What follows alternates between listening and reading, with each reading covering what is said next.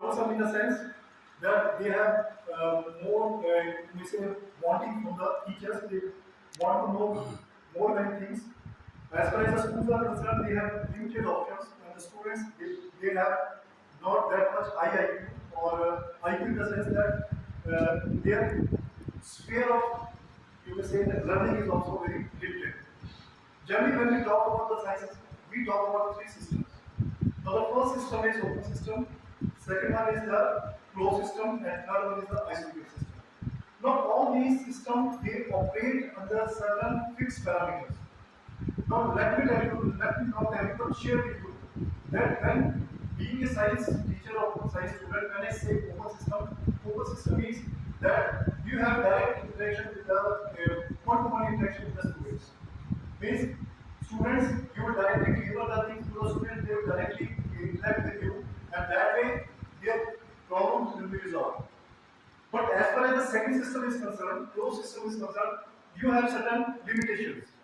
Limitations in the sense that if you are taking a specific topic, then you won't go away from that topic. Let me explain this thing first. Suppose I am a teacher of sciences and I enter in the class. I am already prepared that I will deliver this topic in the class and I will discuss only that topic. Because there are some other parameters also which governs by that methodology of teaching. The first one is the limitation of the time. Then syllabi or the curriculum. Because I have to cover the syllabi also and I have to deliver also to the students. There are some times that we are not able to interact with the students. And one thing more which is very important there is the teacher-taught ratio. Now see, the ideal teacher-taught ratio as per as the UGC norm, it is round about 1 to 60 in our, and then he should give some time for the interaction. I am taking a topic, I am explaining that topic, but I am not able to interact with those 180 students because the number is large.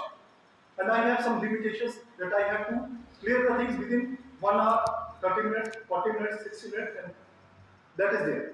So I have some limitations with me. Now third is the isolated system. Now in the isolated system, we have a very unique system there. Now if you go to some professional colleges, their seats number is limited. They have 1 to 30 ratio, 1 to 40 ratio. That means they have everything at their disposal. Either if the teacher is teaching, they can just interact with the teacher also because they are 30 in number. Teacher know about the psychology of each and every student. That is a paramount thing because they think we are not able to learn in the open system, not in the closed system. So once a teacher knows about the psychology of the student, he can easily interact with that student because he knows the taste of that student, he knows the maturity level of that student, he knows the IQ of that student. So he can come prepared in that way. But as far as these two rest of the system are concerned, we don't have this opportunity to directly interact with the student so frequently. I am using frequently word because of the reason that the teacher-taught ratio is manageable. In first case it is not manageable, second case it is not manageable, but in isolated system it is quite manageable and we have good, you may say, the honorable number of students or easily interactable students in our classroom. So my concern is that no doubt that classroom management and disciplines, they are two different things. But what I think is they are part and parcel of each other. Because if you are able to manage the things, because a teacher he is not only delivering the lectures, but he is also managing the class. The managing itself means that you are putting some rules and regulations in front of the students that you will have to manage, or you have to follow these rules, 3-4 rules, that whenever I will introduce you into the class, you will just keep mum so that I may take your attendance. This is the first discipline. Second is that when I start delivering the lecture, no one will disturb me in between, and after the lecture is over, then you can interact with me. This way, there will be least disturbance and teacher will be able to deliver his maximum and the best. So keeping this thing in view, now let us start with the theoretical part of this topic. That's the definition of the classroom discipline. Now, as we know, that all of you know this thing, that classroom discipline is a state in which both teacher and learner. Now, who are the learners? We are also learners, but at that time when you are teaching in the class, then you are a teacher and rest of the people, they are the learners. So they have opportunity to interact with you. So what we have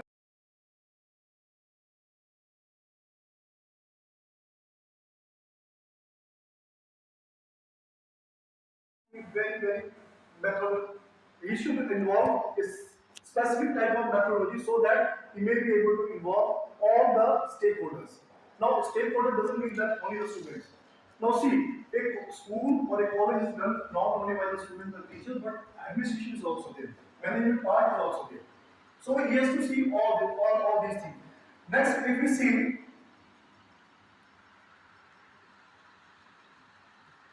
the relationship between discipline and learning. Now, let me first clarify one thing, that what is a discipline. When we talk about the discipline, one thing comes in our mind, that is a rigidness. Discipline means something rigid is there and you have to follow it. But it is not like that. Now see, when we talk about the discipline, the first thing which comes in our mind is the armed forces, police forces. And we come towards the last time. Why it is so? It is because of the reason that we have flexible system in art sphere, in teaching, in medical side. We are flexible towards the discipline. The armed forces people, they are not flexible. They have to observe in letter and spirit whatsoever is conveyed to them. There is one saying that if you want to make the people to follow the rules, then you have to take the help of rigid methods. Rigid method includes some punishment type of things. So when we say relationship between discipline and learning, they go side by side. If there is proper discipline in the scenario, the delivery of the content will be to the fullest. But if it is not, the discipline is not there, then we can't correlate the two things.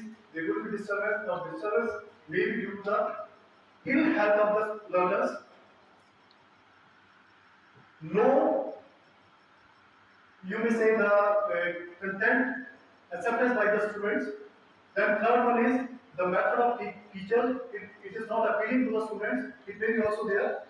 Now, mostly the students, they try to follow the teachers in each and every sphere. Whenever they are coming to the colleges, when they are coming to the schools, they make a favorite teacher. They make a favorite teacher to learn the things that if he is teaching something, he has a specific methodology, and that methodology is very appealing and very good and very easy to understand the things.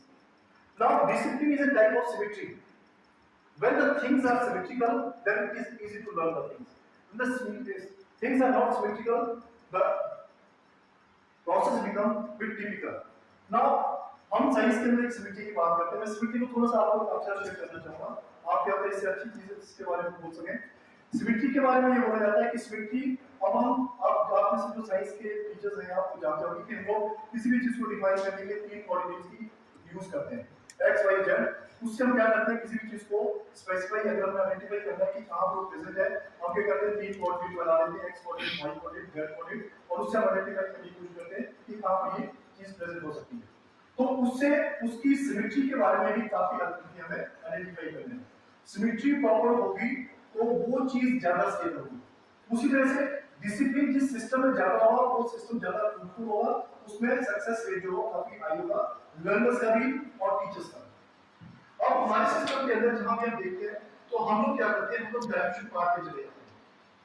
क्योंकि जब किसी system के अंदर direction होना start हो जाती है तो आप उस सिस्टम को ऐसा नहीं है डायरेक्शन हमें नहीं करनी चाहिए. अगर आप थोड़ा सा ध्यान दें, जब हम न्यूज़ सुनते हैं तो ज्यादातर गारंटी अवार्ड जहां पोस्ट में मिलती है उनको मिलती है जो कि डिसिप्लिन को डिफाइन करते हैं. तो this is very interesting thing. आप देखिए, आप कभी भी गारंटी अवार्ड्स का देखिए टीवी के ऊपर, तो वहां पर जब अनाउंसमेंट की जाती है उनको ये बोला जाता है कि ये पार्ट ने क्या किया, टेररिस्ट के साथ इन्वॉल्वमेंट किया, और उस इन्वॉल्वमेंट में क्या किया, जब उनको बोला गया कि आपने आगे नहीं जाना, वो आगे गए और वो उन्होंने उनको टेररिस्ट को सफाया कर दिया. That means he is defined by discipline. Though he is supposed to follow his boss, when he says no, he should say no, or he should obey that rule. He should have that faithfulness. He should have that obedience in him. But he has not shown that discipline or sincerity or faithfulness at that time of ours. Because at that time of ours, he just want to eliminate the terrorists or the people who are in front of him and who are causing loss or causing harm to the nation. वहां पर उसको discipline तोड़ने के लिए काम दिया जाता है. और यहाँ पर डिसिप्लिन वो नॉर्मल पीस टाइम में अगर तोड़ेगा तो is punish for that. That means discipline should be time specific. ऐसा नहीं है हम यहाँ पर बैठे हमें एक आगे चुप करके बैठना भूलेंगे। ये तो लेटर में आ गया कि हमने बात नहीं करनी, बट ऐसा नहीं है कि लेटर में आ गया बात नहीं करनी, बात नहीं करेंगे, नो डिस्कशन नहीं। इसमें इसका मतलब ये होता है इस चीज का कि हमें सिर्फ वो ही रेलेवेंट इशू उठाने हैं जो कि हम जिससे कंसर्न हम यहाँ पर बैठे हैं। If I start talking about my family, that is no way your concern. You will be least interested in that.